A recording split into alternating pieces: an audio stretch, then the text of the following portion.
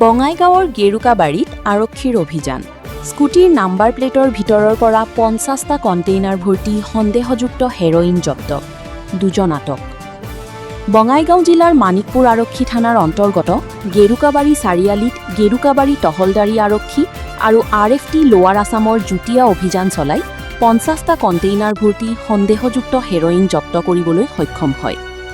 প্ৰাপ্ত তথ্য অনুসৰি চিৰাং জিলাৰ বৰতলাৰ ৰেজাউল ৰহমান ২৮ আৰু ফাৰুক আহমেদ ২৫এ AS01FW2487 নম্বৰৰ স্কুটিৰ নাম্বাৰ প্লেটৰ ভিতৰত হেৰইন লুকুৱাই লৈ যোৱাৰ সময়ত আৰক্ষীয়ে অভিযান চলাই এইসমূহ জব্দ কৰে। জব্দ কৰা সন্দেহযুক্ত হেৰইনৰ ওজন প্ৰায় ৬১.৩২ গ্ৰাম বুলি জানিব পৰা গৈছে।